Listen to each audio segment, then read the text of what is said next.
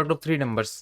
इस क्वेश्चन में आपको नंबर मिला है एक एन मिला है और आपको तीन डिस्टिंक्ट डिजिट्स फाइंड करने हैं, डिस्टिंक्ट नंबर्स फाइंड करने हैं, ए, बी और C, such that A into B into C ये इक्वल होना चाहिए एन के। ठीक है, और ये तीनों नंबर्स डिस्टिंक्ट भी होने चाहिए, मतलब A is not equals to B, is not equals to C और A is not equals to सी।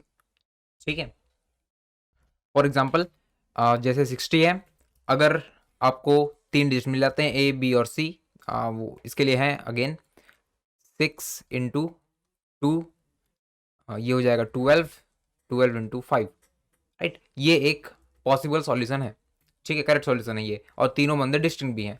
तो आपको क्या करना है, आपको यस प्रिंट करना है और 6, 2 और 5 इन तीनों नंबर्स को यहाँ पे प्रिंट कर देना है। ठीक है, अगेन इसके मल्टीपल सॉल्यूशंस भी हो सकते हैं, राइट। इसका एक सॉल्यूशन तो ये था, एक और सॉल्यूशन क्या हो सकता है, तो 3 इंटू 4 इंटू 5, राइट। तो जितने भी सॉल्यूशन है आप बेसिकली किसी को भी प्रिंट कर सकते हो, किसी एक को ही प्रिंट करना है। ठीक है, और अगर आपको सॉल्यूशन नहीं मिलता इसका, फॉर एग्जांपल अगर आपको n इक्वल्स टू 5 मिल रहा था, ठीक है, आप इसमें एक और कंडीशन रह गया बताना, यहाँ पर जो ए बी और सी है वो डिस्टिंक्ट होंगे और साथ में ए कॉमा बी कॉमा सी ये तीनों ग्रेटर देन इक्वल्स टू 2 भी होने चाहिए। ठीक है, वन को आप यूज नहीं करोगे, otherwise 1 into 1 into n, right, ऐसा कुछ कर सकते थे। और यहाँ पर डिस्टिंक्ट नहीं थे ये, तो भी ये हैंडल हो जाता, राइट, इवन और दोनों के लिए आप कर सकते थे। ठीक है, तो n इक्वल्स टू 5 अगर है तो आप तीन नंबर्स को a इंटू बी इंटू सी करके कभी भी 5 फाइंड नहीं कर सकते, सच दैट वो ये वाले कंडीशन को सेटिस्फाई करे। ठीक है, तो इस कंडीशन पे आप बेसिकली क्या करोगे, अगर आपको ए बी और सी नहीं मिलता वैलिड, तो आप सिंपली नो प्रिंट कर दोगे, राइट।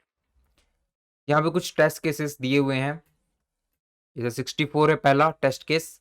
64 के लिए यहाँ पर ऐसा तीन ट्रिपलेट्स थे, 2 इंटू 4 8 हो जाएगा और 8 इंटू 8 64, राइट। ये तीनों को मल्टीप्लाई करने से आपको 64 मिल जाएगा। ठीक है, 32 और 97 इन दोनों के लिए नो है, मतलब इनके लिए कोई भी सॉल्यूशन नहीं था। 2 इसके लिए ऑफ कोर्स नहीं होगा सॉल्यूशन, नो इसके लिए भी, राइट। और आखिरी में 1 2 3 4 5 इसके लिए ये एक सॉल्यूशन था। ठीक है, सो आप अभी से ट्राई कर सकते हो सॉल्व करने को। यहाँ पर टेस्ट केसेस और n की लिमिट देख लीजिएगा, टेस्ट केसेस 100 हो सकते हैं और n 10⁻⁹ तक जा सकता है। ठीक है, ठीक है, तो अभी इस क्वेश्चन को सॉल्व करते हैं। देखो मुझे ये पता है कि कोई भी नंबर n है ना, उसे मैं कुछ प्राइम फैक्टर्स के मल्टीपल्स में लिख सकता हूँ, राइट। मैं ऐसा कुछ लिख सकता हूँ n equals to 2⁻x into 3⁻y into 5⁻z, ऐसे करते हुए मैं आगे आ सकता हूँ, राइट। प्राइम फैक्टर्स में बेसिकली मैं आइटरेट करते हुए ये काम कर सकता हूँ। ठीक है, तो अगेन मुझे क्या करना था, मुझे ढूंढना था n equals to a into B into c such that a b c तीनों डिस्टिंक्ट हो। ठीक है, तो अभी मैं ना इसके सभी फैक्टर्स में से स्मॉलेस्ट फैक्टर को पकड़ लूंगा, राइट। अगर मैं यहाँ पर एज्यूम कर लूँ कि यार जो x है वो 0 से बड़ा है, ठीक है, x इज ग्रेटर देन 0, मतलब एटलीस्ट 1, एटलीस्ट 2 है यहाँ पे, ऐसा कुछ है 2 इंटू 2⁻x। ठीक है, यहाँ पर स्मॉलेस्ट फैक्टर जो है वो 2 है, राइट। तो मैं मान लूंगा कि यार a इक्वल्स टू 2 हो गया, बेसिकली ये वाला पार्ट a हो गया। अब मुझे क्या करना है, अब मुझे इतने रिमेनिंग पार्ट में b और c को ढूंढना है। ठीक है, अगेन सेम तरीका फिर यहाँ पर अप्लाई कर सकते हो। ठीक है, इन सभी में देखो मैंने टू वैल्यू दे दी ए को, तो अगेन मुझे ना 3 से फाइंड करना पड़ेगा, राइट। तीनों डिस्टिंक्ट होना चाहिए, आप दोबारा से 2 को यूज नहीं कर सकते। ठीक है, तो 3 और 3 से बड़े प्राइम फैक्टर्स में से आप स्मॉलेस्ट बंदे को चूज कर लो। तो यहाँ पर अगर 3 होता तो इसे हम चूज कर लेते 3 इंटू 3⁻y, ऐसा कुछ होता। तो इसको आप b होने का टैग दे दो और जो रिमेनिंग एलिमेंट्स हैं अब ये सभी वैल्यू c को मिल जाएगा, राइट। अगर यहाँ पर ऐसा कुछ भी कोई भी ऐसा ट्रिपलेट एग्जिस्ट करता है, स्मॉलेस्ट वैल्यू ए को मिल गया, उसके बाद second largest, second smallest b को मिल गया, और रिमेनिंग पूरा पूरा जितना भी बचा है वो सभी सी को मिल जाएगा। ठीक है, अगर ऐसा कुछ एग्जिस्ट करता है तो हमारा सॉल्यूशन बिल्कुल करेक्ट है, right. A into B into C equals to n, तो ये बिल्कुल परफेक्ट है। अगर आपको कभी भी नहीं मिलता, लेट सपोज कोई नंबर था 5, इसको आप प्राइम फैक्टर्स पे तोड़ोगे तो ये 5 रेज़ टू द पावर 1 को भी ऑफकोर्स इग्नोर कर रहे हैं, 1 वैलिड ए बी सी की रेंज पे नहीं आएगा। ठीक है, 5 रेज़ टू द पावर 1, तो ए को मैं ये वैल्यू दे दूंगा, अब रिमेनिंग बचा है सिर्फ 1, राइट, और ये ऑफकोर्स वैलिड नहीं है। ठीक है, तो बी और सी किसी को भी ये नहीं मिल पाएगा, राइट। ऐसे ही अगर मुझे नंबर मिला होता 6, तो मैं इसको प्राइम फैक्टर्स में तोड़ सकता हूँ, 2 raise to the power 1, 3 raise to the power 1, right. 2 को मैंने ए बोल दिया, 3 को मैंने बी बोल दिया, अब रिमेनिंग में सिर्फ 1 बचा हुआ है। ठीक है, अगेन ये गलत हो गया, राइट, सी इसको नहीं बना सकते। ठीक है, तो अभी अपना एक्चुअल कोड निकालते हैं। सबसे पहला स्टेप क्या होगा, सबसे पहला स्टेप ए को फाइंड करना होगा, राइट। और ए को फाइंड करने के लिए मुझे क्या करना पड़ेगा, तो बेसिकली 1 से लेकर के कुछ नंबर तक आइट्रेट करना पड़ेगा, राइट, कुछ नंबर एक्स तक आइट्रेट करना पड़ेगा। लेट सपोज ए पे ऐसा कुछ आइट्रेशन, किसी भी पॉइंट पे n modulo a equal to 0 होता है, तो यहाँ पर मुझे ए मिल चुका, राइट। अब रिमेनिंग पार्ट जो भी बच गया है उस पे एन अपॉन ए पे काम करेंगे, बी और सी जो है वो एन अपॉन ए पे काम करने वाले हैं। ठीक है, लेकिन अभी ना मैं कितने तक आइट्रेट करूंगा, तो यहाँ पर आप ऑफकोर्स एन तक जा सकते हो, राइट, एन तक चले जाओगे तो आपको आंसर मिल जाएगा। ठीक है, लेकिन यहाँ तक हमें जाने की रिक्वायरमेंट नहीं है। देखो जब ऐसा कुछ होता है ना, आपको दो नंबर्स का प्रोडक्ट ढूंढना है, जैसे b into C equals to कोई नंबर होता है एक्स। ठीक है, एक्स के 2 फैक्टर्स ढूंढने हैं, तो हमें ना ये पता होता है कि यार यहाँ पर जो बी है वो लेस देन, बी जो है वो less than equals to square root of N, और यहाँ पर जो सी है वो greater than equals to square root of n होगा, राइट। या फिर आप ऐसा कुछ बोल सकते हो कि ये छोटा होगा, सी बड़ा होगा, या फिर b equals to c equals to square root of n होंगे।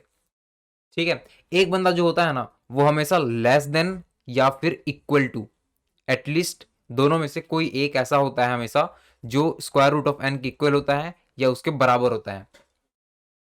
ठीक है, या उससे छोटा होता है। तो इसी कंडीशन को हम लोग अभी क्यूब्स के लिए भी ढूंढने वाले हैं। ठीक है, यहाँ पर आपको 2 बंदों पे 1 से लेकर के स्क्वायर रूट ऑफ एन तक जाने की जरूरत थी, और ऑफ कोर्स अभी 1 को इंक्लूड नहीं कर रहे, तो 2 से लेकर के स्क्वायर रूट ऑफ एन तक जाएंगे। ठीक है, क्यूब्स पे हम क्या कर सकते हैं, क्यूब्स पे बेसिकली आपको A into B into C equals to N ढूंढना है। तो यहाँ पर ना तीनों जो नंबर्स हैं वो cube root of A into, cube root of A नहीं बल्कि cube root of N into cube root of N into cube root of N equals to N, ऐसा कुछ होगा। तीनों क्यूब रूट के इक्वल हैं, या फिर A comma B less than cube root of N, और जो सी है वो greater than cube root of N, ऐसा कुछ होगा। या फिर आखिरी कंडीशन ये है कि ए जो है वो less than cube root of n होगा, और बी और सी जो है बी कॉमा सी वो greater than cube root of n होंगे। ठीक है, दो बंदे छोटे होंगे, एक बंदा बड़ा होगा, या फिर एक बंदा छोटा होगा और 2 नंबर्स बड़े होंगे। ठीक है, या फिर तीनों के तीनों ही इक्वल होंगे, राइट। तीनों ही कंडीशन पे आपको एटलीस्ट एक नंबर ऐसा मिल रहा है जो लेस हो या इक्वल हो, राइट। यहाँ पर आपको इक्वल मिल रहा है एक बंदा, और यहाँ पर लेस देन मिल रहा है, और यहाँ पर भी लेस देन मिल रहा है। ठीक है, तो यहाँ पर बेसिकली ए ए को मैं 1 से लेकर के 1 से नहीं 2 से लेकर के क्यूब रूट ऑफ एन तक चलाने की रिक्वायरमेंट है। ठीक है, और ये कंडीशन मुझे फाइंड करना है, अगर मिल गया तो बिल्कुल करेक्ट है। फिर रिमेनिंग पार्ट पे 2 नंबर्स को फाइंड कर लेंगे, राइट। ठीक है, यहाँ पर of course multiple test case को हैंडल कर लेते हैं। तो ठीक है, अब यहाँ पर ए बी सी और तीनों बंदे मुझे फाइंड करने हैं, राइट। एक्चुअली यहाँ पर एक गलती हो गई है टेम्पलेट पे, एन यहाँ पर होगा। ठीक है, और इसको इंटीजर डॉट पार्स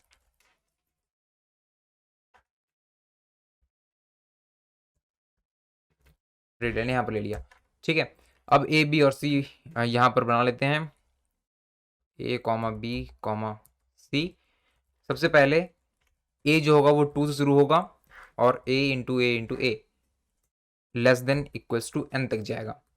ठीक है, ए जो था 2 से शुरू किया और एन के क्यूब तक वो जाएगा, क्यूब रूट तक, राइट। इस पे अगर कभी भी n modulo a equal to 0 होता है तो फिर हमें एक फैक्टर मिल गया, राइट। ए की जो करंट वैल्यू है वही उसकी फैक्टर है, राइट। यहाँ पर सिंपली आप ब्रेक कर दो इसे। ठीक है, मुझे पहला स्मॉलेस्ट फैक्टर मिल गया। अब अगेन दूसरा फैक्टर ढूंढेंगे। तो यहाँ पर अभी तक तो एन पे हमने काम किया, राइट। अब मुझे काम किस पे करना है, तो remaining equals to N upon A पे काम करना है। ठीक है, और यहाँ पर जो बी है ना वो ए से बड़ा होगा, राइट, ए प्लस 1। यहाँ पर अगेन मुझे 2 नंबर ढूंढना है, तो b into b is less than equals to remaining part. ठीक है, b square is less than equals to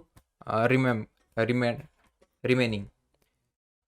इसमें कभी भी अगर remaining mod b equals to 0 हो जाता है तो मेरा काम कंप्लीट हो गया। ठीक है, बी की करंट वैल्यू हुई बिल्कुल करेक्ट है। अब रिमेनिंग पार्ट में अगेन रिमेनिंग पार्ट क्या है, तो रैम अपॉन बी, और ये वैल्यू जो है वो सी को मिल जाएगा। ठीक है, लेकिन यहाँ पर ना काम कंप्लीट नहीं हुआ है, ये सी वैलिड है या नहीं मुझे चेक भी करना पड़ेगा। क्यों, तो मुझे ए बी और सी तीनों डिस्टिंक्ट चाहिए, राइट। ऐसा कुछ बोल सकते हो, A is less than B is less than C. ठीक है, तो यहाँ पर ए की जो भी फाइनल वैल्यू थी, बी वहां से शुरू हुआ, ठीक है, उसके एक स्टेप आगे से। तो बी और ए तो डिस्टिंक्ट है, लेकिन सी डिस्टिंक्ट है या नहीं है ये मुझे नहीं पता, राइट। एक टेस्ट केस देखो, अगर 32 आपको मिलता है, राइट, इसका पहला फैक्टर ए इक्वल्स टू 2 हो जाएगा, बी इक्वल्स टू 2 के बाद यहाँ 16 रिमेनिंग पार्ट है, तो बी 3 से शुरू होगा, राइट। इसका अगला फैक्टर 4 मिल जाएगा मुझे। ठीक है, अगला स्मॉलेस्ट फैक्टर जो था वो 4 मिल गया। अब अगेन यहाँ पर ना जो रिमेनिंग है, बेसिकली यहाँ पर रिमेनिंग इक्वल्स टू 16 था। अब अगेन सी को फाइंड करने जाएंगे, तो 16 अपॉन 4 इक्वल्स टू 4 होता है, ये बी के इक्वल हो गया। ठीक है, मुझे यहाँ पर चेक करना पड़ेगा कि यार जो सी मिला है वो बड़ा होना चाहिए बी से, तभी डिस्टिंक्ट होगा, राइट। यहाँ पे अगर B is less than C है तब बिल्कुल करेक्ट है, अगर B is greater than equal to C है तो ये करेक्ट नहीं है, राइट। इस पे मैं सी को 0 वैल्यू दे देता हूँ। बाद में हम लोग ऑफकोर्स चेक करेंगे कि ये तीनों ट्रिपलेट्स करेक्ट हैं या नहीं है, राइट। यहाँ पर ये काम करने के बाद ब्रेक कर दो। ठीक है, स्मॉलेस्ट वैल्यू मुझे मिल चुका है बी, राइट। अभी काम कंप्लीट हो गया। इसके बाद अगेन चेक करो, ए इंटू बी इंटू सी, अगर ये इक्वल होता है एन के तो आपको एक वैलिड ट्रिपलेट मिल गया। इसे प्रिंट कर दो। प्रिंट करने के लिए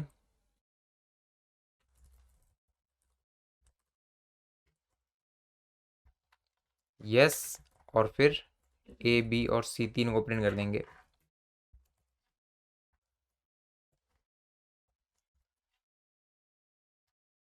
ठीक है, और अगर ये तीनों ट्रिपलेट्स करेक्ट नहीं थे तो आप नो प्रिंट कर दोगे।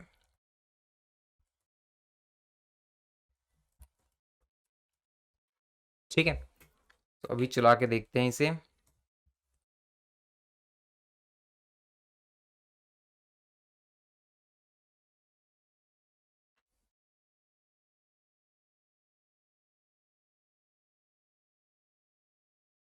ऑलरेडी डिफाइंड, अच्छा मैंने सी को ऊपर डिफाइन करके रखा है। यहाँ पर सी को मुझे डिफ़ॉल्ट वैल्यू 0 ही देना पड़ेगा, राइट। ये बिल्कुल सही आ रहा है। अभी इसको सबमिट करके देखते हैं।